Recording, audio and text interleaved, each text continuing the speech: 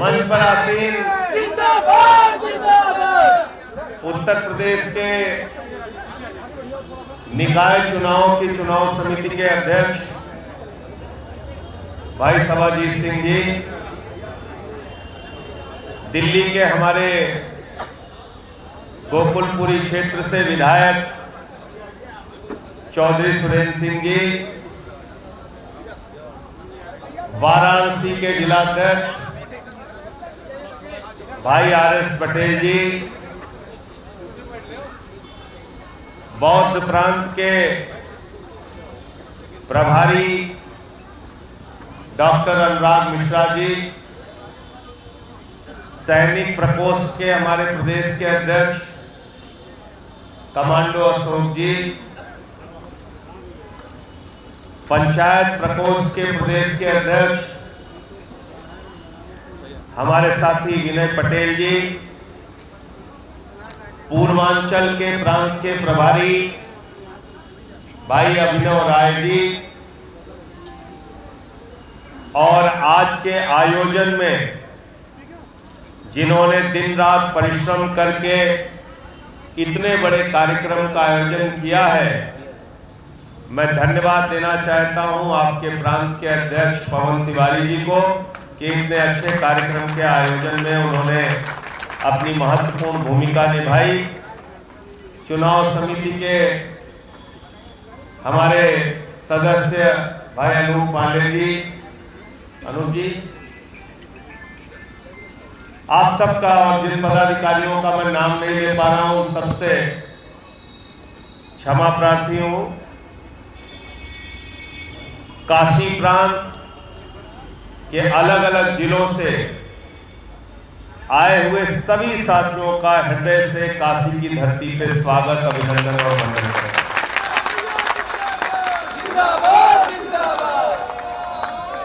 साथियों और दोस्तों, अनुराग के ऊपर आए, ये बड़ी प्रसन्नता की बात है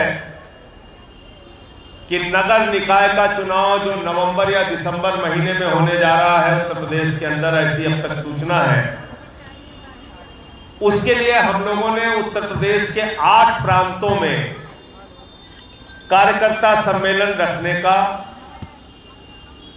एक योजना बनाई। और हमारे साथी पूर्व महासचिव और जो अभी संगठन के कोऑर्डिनेशन का काम देख रहे हैं दिनेश पटेल जी से जब हमने कहा कि आप उत्तर प्रदेश में 8 प्रांतों के संगठन निर्माण के काम को देखिए, कहां से कितनी पदाधिकारियों की सूची आ रही है, कितने संगठन के लोग बन रहे हैं, कितना संगठन निर्माण हो रहा है, उसके आधार पर चुनाव समिति के हमारे अध्यक्ष भाई सभाजीत सिंह जी ने काशी प्रांत में पहला सम्मेलन करने का निर्णय लिया। ये अच्छी बात है कि काशी से बाबा विश्वनाथ जी की नगरी से उत्तर प्रदेश के नगर निकाय चुनाव का शंखनाद हो रहा है। लेकिन एक बात आप याद रखना कि आम आदमी पार्टी 2013 से लेके अब तक, यानी अपने गठन से लेके अब तक 10 साल का सफर पूरा कर चुकी है। और इन 10 वर्षों में भारत की आजादी के बाद सबसे तेजी से बढ़ने वाली पार्टी अगर हिंदुस्तान में कोई है तो उस पार्टी का नाम है आम आदमी पार्टी। याद रखना इस बात को साथियों और दोस्तों, कांग्रेस पार्टी, भारतीय जनता पार्टी और कम्युनिस्ट पार्टी के अलावा अगर किसी चौथी पार्टी ने 2 राज्यों में सरकार बनाई तो उस चौथी पार्टी का नाम है आम आदमी पार्टी, जिसकी 2 राज्यों में सरकार है। हमने दिल्ली में 3 बार सरकार बनाई, पंजाब में पहली बार 22 सीटें आई, दूसरी बार 92 सीटें आई। और पंजाब के रिजल्ट को अगर आप सुनेंगे तो आपको जानकर गर्व होगा, भारत के लोकतंत्र पे गर्व होगा, पंजाब के लोगों पे गर्व होगा, अरविंद केजरीवाल और भगवंत मान के नेतृत्व पे गर्व होगा कि पंजाब में पंजाब के मुख्यमंत्री चन्नी साहब को जिस लड़के ने हराया, जिस युवा साथी ने हराया, वो लाभ सिंह मोबाइल की कर्मचारी, मोबाइल के दुकान पे कर्मचारी का काम करता है। आपको भारत के लोकतंत्र पर गर्व होगा कि विक्रम मजीठिया और नवजोत सिद्धू को अमृतसर के सीट पे हराने वाली डॉक्टर जीवन ज्योति कौर कोई और नहीं, अन्ना आंदोलन से निकली हुई एक सामान्य कार्यकर्ता थी, वॉलंटियर थी, जिसने 2 दिग्गजों को एक साथ हराने का काम किया। प्रकाश सिंह बादल 94 वर्ष की अवस्था में चुनाव हार गए, जीवन में कभी चुनाव नहीं हारा था। कैप्टन अमरिंदर सिंह चुनाव हार गए, जीवन में कभी चुनाव नहीं हारा था। और तो और पंजाब में एक भी दिग्गज नेता नहीं बचा। चन्नी साहब जो वहां के मुख्यमंत्री थे, 2 जगह से चुनाव लड़ रहे थे, 2 के दोनों जगह से चुनाव हार गए। और ये बात मैं आपको इसलिए बता रहा हूं कि जिस दिन जनता खड़ी हो जाती है पार्टी के साथ, सामने मोदी हो या योगी, कैप्टन अमरिंदर हो या चन्नी, प्रकाश सिंह बादल हो या सुखबीर बादल, नवजोत सिद्धू हो या विक्रम मजीठिया, सबकी जमानतें जब्त कराने का काम करती है, जमानतें जब्त कराने। और आज जब 3 बार दिल्ली जीतने के बाद, पंजाब में प्रचंड बहुमत से सरकार बनाने के बाद, जब गुजरात पहुंचते हैं मुख्यमंत्री अरविंद केजरीवाल, तो गुजरात की जनता नारा लगाती है, 1 चाय 2 समोसा, मोदी जी तुम पर नहीं भरोसा।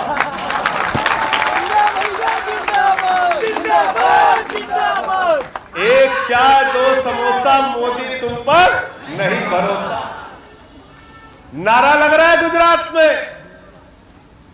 और ये नारा इसलिए लग रहा है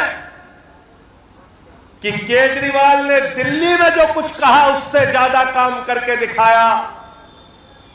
पंजाब में कहा था 300 यूनिट बिजली फ्री करेंगे, बीजेपी, कांग्रेस और अकाली दल के लोग कहते थे अरे बिजली फ्री तो हो ही नहीं सकती, बिजली फ्री तो सपना है।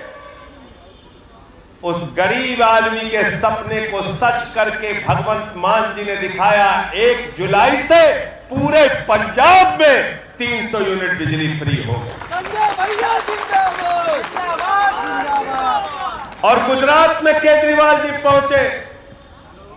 केजरीवाल जी ने गुजरात में कहा, गारंटी देता हूं जिस दिन आम आदमी पार्टी की सरकार गुजरात में बनेगी, पूरे गुजरात में 300 यूनिट बिजली फ्री। और अभी कल ऊर्जा मंत्री जी मिले थे, परसों हम लोगों को,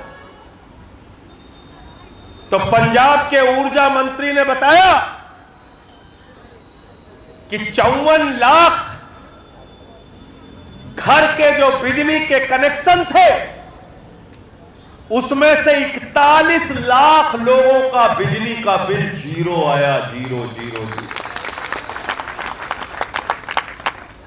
बताओ ऐसी सरकार हमको चाहिए कि नहीं चाहिए? आज यही खतरा भाजपाइयों को है, यही डर भाजपाइयों को सता रहा है, इसलिए चीता छोड़ रहे हैं। चीता चुनाव में नहीं जीतते तो विधायकों का अपहरण करते हैं, किडनैपिंग गैंग चला रहे हैं, एक अखबार में पोस्टर छपा था, कांग्रेस के 2 विधायक आपस में बात कर रहे थे, कह रहे थे अरे ईडी और सीबीआई छोड़ा वो तो ठीक है, कहीं मोदी ने चीता छोड़ दिया तो क्या करेंगे। इतना डरे हुए कांग्रेसी विधायक, इतना ज्यादा डरे हुए, हर जगह टूट जाते हैं। वोट दो कांग्रेस को, काम आता है बीजेपी के। मध्य प्रदेश में लोगों ने वोट दिया कांग्रेस को, टूट के चले गए बीजेपी में। कर्नाटक में वोट दिया कांग्रेस को, टूट के चले गए बीजेपी में। अरुणाचल में वोट दिया कांग्रेस को, टूट के चले बीजेपी में। उत्तराखंड में वोट दिया कांग्रेस को, टूट के चले गए बीजेपी में। गोवा में वोट दिया कांग्रेस को, टूट के चले बीजेपी। अब कांग्रेस को वोट देना बंद कर दो सब लोग, कांग्रेस को वोट देना पूरे देश में बंद कर दो, वरना कांग्रेसियों को वोट दोगे तो उनका एक एक वोट भारतीय जनता पार्टी के काम आएगा, भारतीय जनता पार्टी के काम। आज नड्डा साहब गए गुजरात, अब गुजरात में लड़ाई चल रही आम आदमी पार्टी से, कह रहे हैं हमारी लड़ाई चल रही है कांग्रेस वालों से। क्यों कह रहे हैं? क्योंकि चोर चोर मौसेरे भाई का मामला है। कांग्रेस और बीजेपी वाले आपस में चोर चोर मौसेरे भाई हैं। एक चोर जीते चाहे दूसरा चोर जीते, चुनाव के बाद दोनों चोर एक साथ मिल जाएंगे। इनकी चोरी पकड़ने का काम, इनका कॉलर पकड़ने का साहस हिंदुस्तान की राजनीति में किसी ने किया तो उस नेता का नाम है अरविंद केजरीवाल और आम आदमी पार्टी। हमने इनके निकम्मेपन को उजागर किया, हमने इनकी बेईमानी को उजागर किया।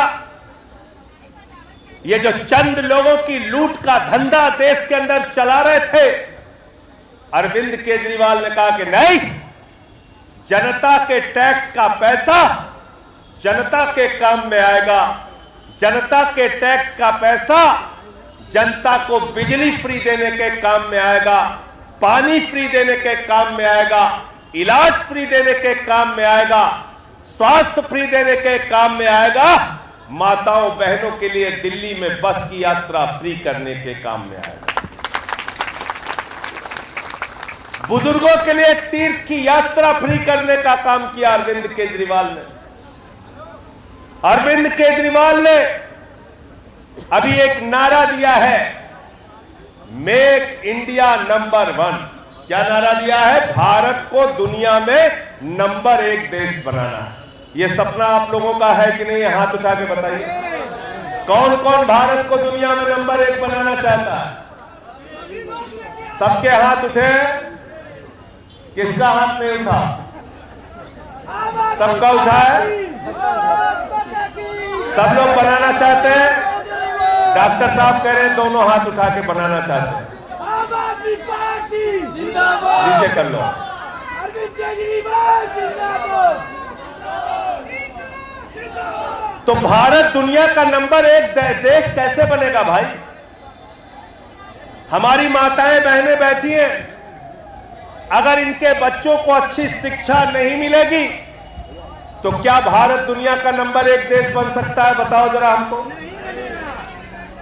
अगर यहां बुजुर्ग बैठे, हमारे भाई बैठे, आपके घर में कोई बीमार हुआ, उसको आप इलाज के लिए तरसते रहे, तो क्या भारत नंबर 1 देश बन सकता है? क्या यहां हमारे नौजवान हैं, अपने रोजगार के लिए लाठियां खाते, जेल जाते हैं, आत्महत्या कर लेते हैं।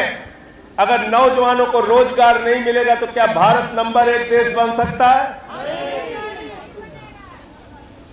इसलिए साथियों और दोस्तों, अरविंद केजरीवाल कहते हैं हम आपके बच्चों के लिए एयर कंडीशन स्कूल के कमरे बनवाएंगे, एथलीट के ग्राउंड बनाएंगे, हॉकी के ग्राउंड बनाएंगे और फ्री में निःशुल्क शिक्षा बच्चों को देंगे। हम कहते हैं आपको मुफ्त इलाज देंगे। फरिश्ते स्कीम दिल्ली में लागू की आम आदमी पार्टी की सरकार ने। उस फरिश्ते स्कीम में लिखा है अगर दिल्ली की सड़क पर किसी का एक्सीडेंट हो जाए तो छोड़ के भागना मत, उसको पकड़कर अस्पताल पहुंचा देना, उठाकर अस्पताल पहुंचा देना। पहुंचाने का भी 2000 रुपए दिल्ली की सरकार देगी और इलाज में 50 लाख रुपए भी खर्च होगा तो दिल्ली की सरकार देगी। मैं लक्ष्मी नगर में एक सभा कर रहा था, 2020 के चुनाव की सभा थी। बीच से एक लड़का खड़ा हो गया, उसने कहा जी मुझे कुछ बोलना है। हमारे साथी इसको बैठाने लगे, बोले हो सकता है सभा में हंगामा करे। मैंने कहा नहीं, उनको बोलने दीजिए। उस लड़के ने खड़े होकर कहा 3 महीने पहले मेरा एक्सीडेंट हो गया था, अरविंद केजरीवाल जी की वजह से मेरा जीवन बच गया।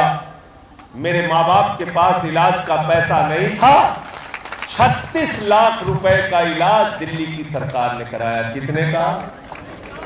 36 लाख। और इसको चेक कर लेना, लक्ष्मी नगर की 2020 की चुनाव की सभा में उस लड़के ने 36 लाख का इलाज कराया। हम आम आदमी के दुख दर्द के बारे में सोचते हैं, हम आम आदमी के बारे में सोचते हैं। हम आम आदमी को नंबर 1 बनाना चाहते हैं, हम इंडिया को नंबर 1 बनाना चाहते हैं। और अभी 3 दिन पहले खबर मैंने पढ़ी कि अडानी दुनिया का दूसरे नंबर का अमीर हो गया। कितना नंबर का? कितनी संपत्ति है उसकी? कितने की संपत्ति है?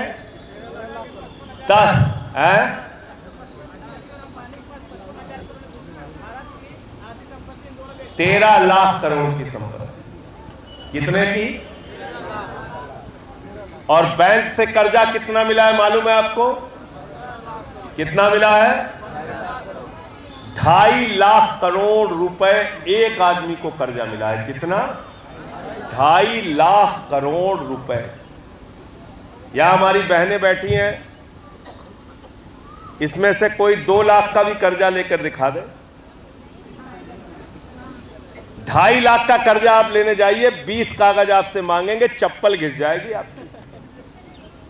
नौजवान बैठे हैं अपनी पढ़ाई के लिए, 2.5 लाख का कर्जा मांगने जाएंगे, इतना कागज मांगते, इतना कागज मांगते हैं, चप्पल घिस जाती है, कर्जा नहीं मिलता। लेकिन अडानी को नरेंद्र मोदी जी ने 2.5 लाख करोड़ का कर्जा दिया है। नरेंद्र मोदी का नारा है अडानी नंबर 1, केजरीवाल का नारा है इंडिया नंबर 1। ये आपको तय करना।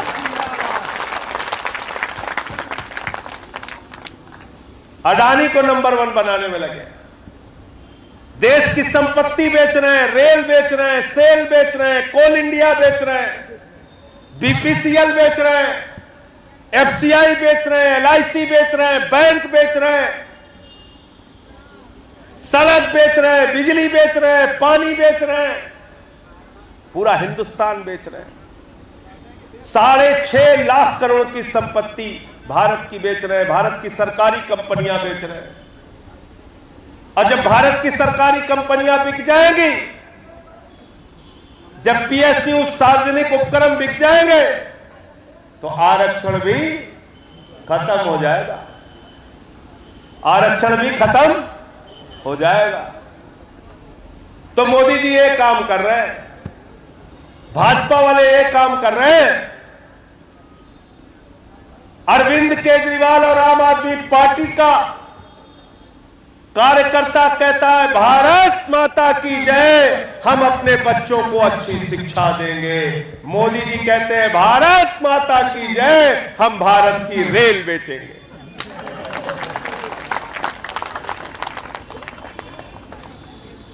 अरविंद केजरीवाल कहते हैं भारत माता की जय, हम अपने बुजुर्गों की तीर्थ यात्रा कराएंगे। मोदी जी कहते हैं भारत माता की जय, हम कोल इंडिया बेचेंगे।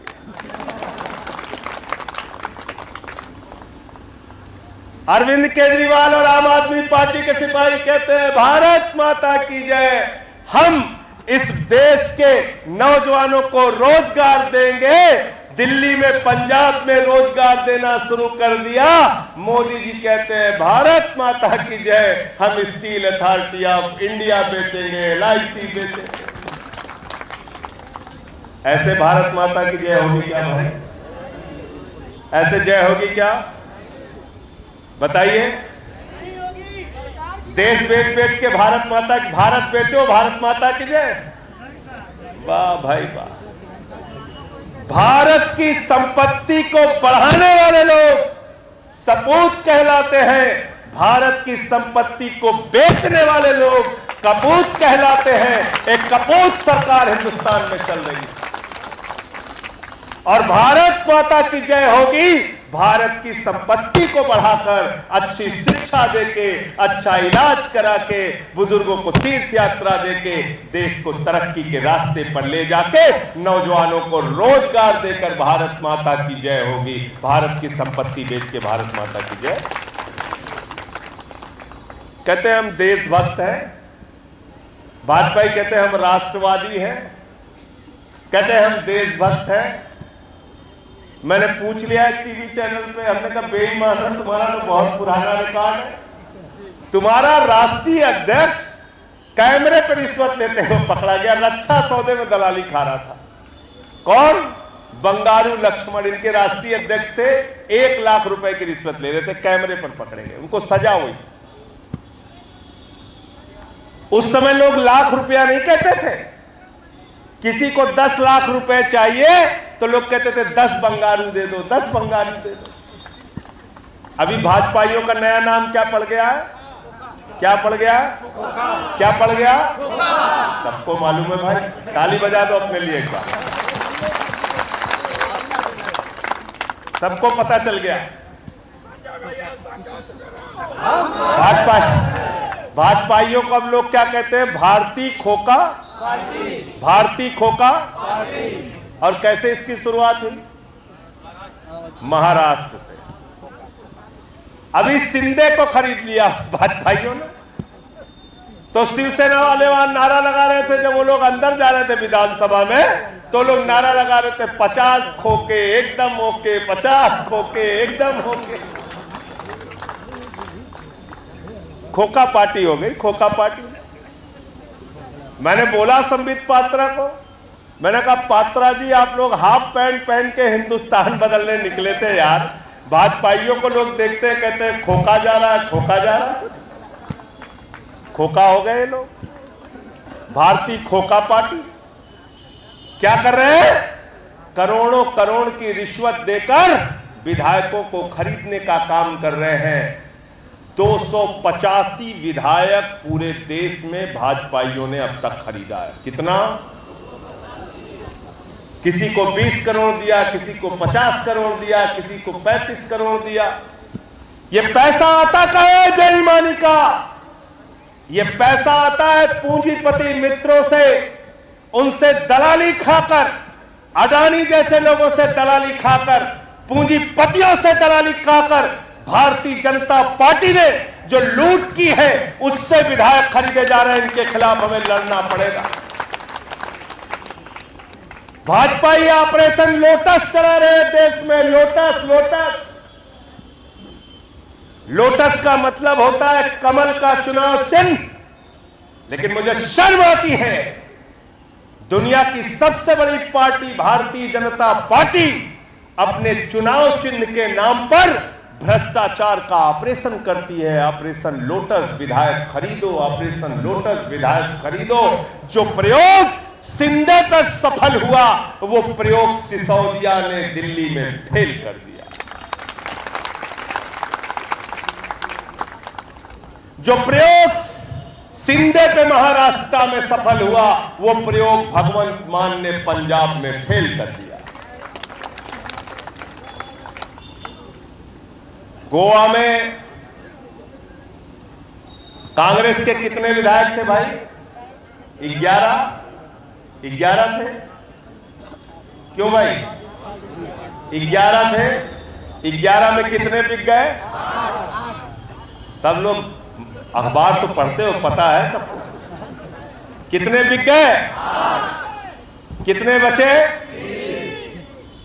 8। 11 में से 8 गए, कितने बचे? आम आदमी पार्टी के कितने विधायक थे? कितने बचे? 2। हमारे 2 भी होते हैं तो उनकी कोई कीमत नहीं लगा सकता। और कांग्रेसी अपनी बोली लगाने के लिए तैयार है, बिकने के लिए तैयार है, नीलाम होने के लिए तैयार है। चौराहे पे खड़े होकर कह रहे हैं आओ हमको खरीद लो। लेकिन आम आदमी पार्टी का विधायक अगर उसको कोई खरीदने की कोशिश करता है तो वो मुंह पे तमाचा मार के वापस भेज देता है, कहता हम आम आदमी पार्टी के सिपाही, हम केजरीवाल के सिपाही हैं, भगवंत मान के सिपाही हैं, हम बिकने वाले नहीं हैं। ऑपरेशन लोटस चल रहा है। ऑपरेशन लोटस आपके ऊपर टैक्स बढ़ा के, चावल पे टैक्स बढ़ा दिया, आटा पे टैक्स बढ़ा दिया, दाल पे टैक्स बढ़ा दिया, दूध पे टैक्स बढ़ा दिया, बच्चों के दूध पे टैक्स बढ़ा दिया, छाछ पे टैक्स बढ़ा दिया, कागज कलम पे टैक्स बढ़ा दिया, कैंसर की दवा पे टैक्स बढ़ा दिया, हार्ट की दवा पे टैक्स बढ़ा दिया, टीबी की दवा पे टैक्स बढ़ा दिया, सारी चीजों पे, किडनी की दवा पे टैक्स बढ़ा दिया। शर्म नहीं आती? सब पे टैक्स बढ़ा दिया। आम आदमी के, आम इंसान की जिंदगी में जो जरूरत की चीजें हैं उस पे तो टैक्स बढ़ाते हो मोदी जी। लेकिन जो तुम्हारा दोस्त है अदानी, जिसकी संपत्ति 2014 में थी 39,000 करोड़, 2018 में थी 57,000 करोड़, 2020 में हुई 2.5 लाख करोड़, 2022 में हो गई 13 लाख करोड़। एक आदमी के लिए सरकार चला रहे हो, चंद पूंजीपतियों के लिए सरकार चला रहे हो। यह व्यवस्था हमें बदलनी पड़ेगी। आम आदमी को राहत मिले ऐसी सरकार बनानी पड़ेगी और इसके लिए चुनावों में जीत के आना जरूरी है, झंडा बुलंद करना जरूरी है। अभी मध्य प्रदेश में नगर पालिका, नगर निकाय के चुनाव हुए।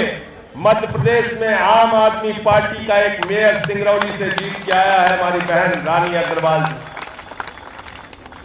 और इसलिए जो नवंबर और दिसंबर के महीने में नगर निगम का चुनाव उत्तर प्रदेश में होने जा रहा है, नगर पालिका का चुनाव उत्तर प्रदेश में होने जा रहा है, आज से ही कमर कस लेना।